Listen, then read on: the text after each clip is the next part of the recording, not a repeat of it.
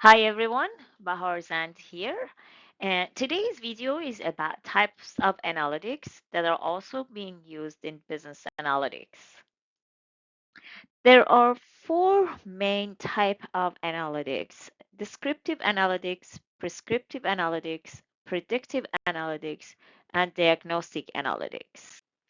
Besides these four analytics, there are other type of analytics that are more specialized, such as real-time analytics, cognitive analytics, and exploratory analytics. In this video, we're just going to talk about the main four type of analytics, and we'll leave these three specialized analytics for future videos. The first type of analytics we're going to discuss is descriptive analytics. Descriptive analytics describes what has happened in the past. It looks at the historical data, and based on that finds out any sort of relationship between the data, any sort of the story, any sort of the trend. And the best way to show the result of these analytics is charts or graphs or any visualization tools. That's why we usually use Tableau, Power BI, or even Excel just to illustrate some charts. Let me give you a few examples to have a better understanding of what descriptive analytics is and what it is used for. For example, looking at this chart here, you can see you have five different strategies for four products.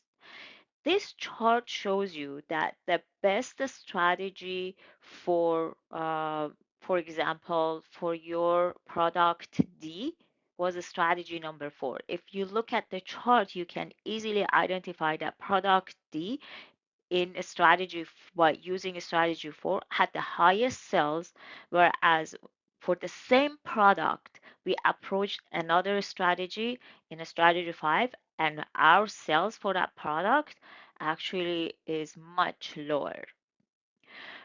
Or we can also from look by looking at this chart understand one strategy that has worked kind of similar for all the products was a strategy number two. So based on this, you can identify what strategy worked best for which product and which one didn't work for which product. Here are some other examples of descriptive analytics. Let's say you want to look at your budget allocation across all different departments in the company and see which one has the highest allocation of the budget, which one has the lowest. Usually, when we talk about allocation, pie charts are the best option to show the data. For example, in this one, you can see marketing had the highest, sales and marketing at the highest allocation of the budget, and administration and IT had lower. So this is how we actually describe the data. Let me give you another example that also is being used very commonly these days, and that is about your social media traffic and engagement. You always compare your traffics and engagement on your different social media. Looking at this chart, for example, you will see that you had the highest engagement on Facebook and the lowest on TikTok. Your Instagram was kind of an average, and then after Facebook, the highest one was YouTube. This will help the business strategy, and it will help you to make a decision of where you should actually put more funding and focus for your marketing purposes when it comes to your social media. Diagnostic analytics is another type of the analytics that is focusing on finding out why something happened. What is the reason? What is the cause of something happening by looking at the data? For this type of analytics, you may have to do a lot of data mining. You need to drill down to the data to get to the root cause of it. That's why we use root cause analysis, we use correlation analysis, some sort of regression analysis, and mainly the other type of data minings to find out why something has happened. Example of that could be You actually sold so many umbrellas last month because it rained last month. So there is a correlation between the sales of the umbrellas and also the rain. Another example could be your e-commerce shopping cart. Um, you notice that you're offering a sort of a discount or coupon for your online shoppers. However, there is one specific item that it goes into the shopping cart, people put it in the shopping cart, at the time of the checkout, they ended up not purchasing it. Um, and yes, that is a report that you can actually find out about your e-commerce. So when you find out that there is a specific item staying in the shopping cart and not being checked out, you want to find out why it has happened. You do some sort of drill down or data analysis and find out that the specific type of coupon that you're offering doesn't apply to this product. So online shoppers coming to your website put that item in the shopping cart, assuming that the coupon that you are offering is gonna also apply for this product. But when they are shopping checking out, they notice that this coupon and this item doesn't qualify for these coupons, so this item stays in that shopping cart. Here is another good example of how we can use diagnostic analytics in business. Imagine that you have a product and you find out that your sales has gone down in a particular region. So now you want to do a diagnostic analytics, identify why it has happened by analyzing your market and customers' feedback.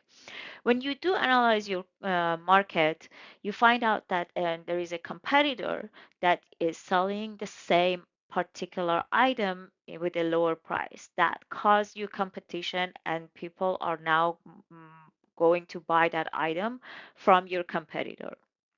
Or you can do a customer's feedback analytics. Based on your customers' feedback, you find out that your customers are unhappy from about the quality. So now you drill down in your quality and find out that you recently have gone moved to a new manufacturer, and this new manufacturer, the product that this new manufacturer actually produce has lower quality than before, and that caused your customers dissatisfaction, and that has caused your sales to go down. Or you can do even more deep down dive into your data and customers' feedback, and then find out that one of the reasons that they are unhappy about it is because it is taking a longer shipping time now. Now they have to wait longer to receive the item. And then you find out that this product or the new carrier that you actually choose to ship this product takes longer than usual to ship the item. The next type of analytics is predictive analytics. In this type of analytics, our goal is actually to forecast the future. We're going to look at the historical data. Based on the data, based on the relationship, based on the pattern that exists in the historical data, we're going to have to guess or forecast the future, what is most likely to happen in the future. In predictive analytics, we use predictive modeling such as classification, clustering, or time series. Basically, we wanted to say if something is going to happen or not. If this is going to happen, when is it most likely to happen?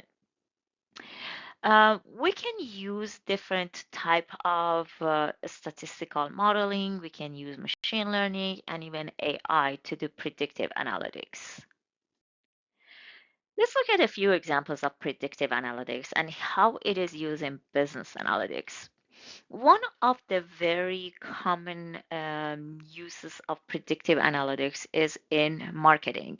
You try to have a more targeted marketing for your products based on the historical data, and you forecast how much of sales you're going to have based on that. Let's assume you want to have a bundle for two products. You look at the historical data and you see in a specific kind of lotion and soap had higher sales in part A of the city. Therefore, you decide to combine these two items together, make it a bundle, and then you predict you're going to have higher sales in that part of the city. However, knowing the historical data, these two items didn't sell much in part B of the country. Therefore, you predict you're not going to have that many sales of that same bundle in that area. Another area or another industry that use predictive analytics is banking industry. Based on the historical data, your credit score or your historical credit, they actually decide whether to approve you for a loan or no. That's because they actually predict what is the probability of a person paying back the loan or have a default.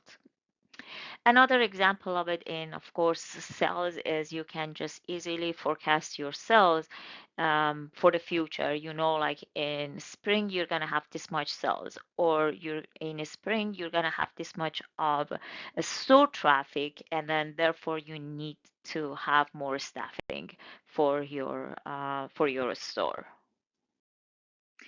In prescriptive analytics, our goal is to find out any sort of suggestion and recommendation for the future. So, in this type of analytics, we look at the historical data.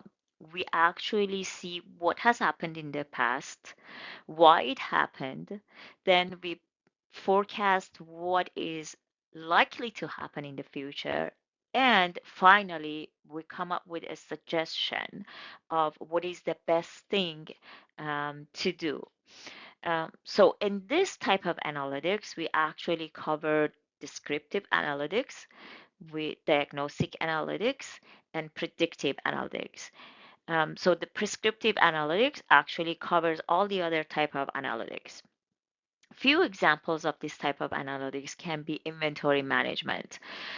Based on the historical data and knowing how many of your items might be selling or might you may need on the shelf, you can actually optimize your inventory to know how many of which product you should have on the shelf or in this warehouse, so you don't have that much of the inventory turnover.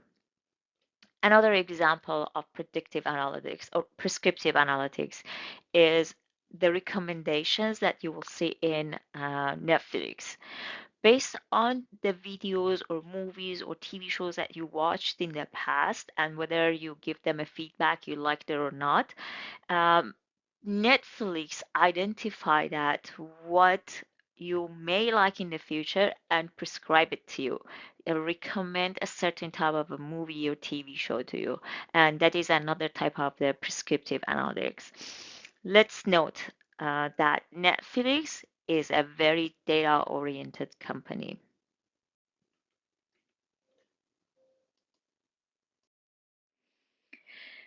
So in this video, we covered four types of analytics. Descriptive, which answers the question, what happened? Diagnostic, which answers the question, why it happened? Predictive, which answers the question, what might happen in the future? And prescriptive analytics, which answers the question, what should we do next? All of these type of analytics are going to help us make data driven decisions. Stay tuned for more videos.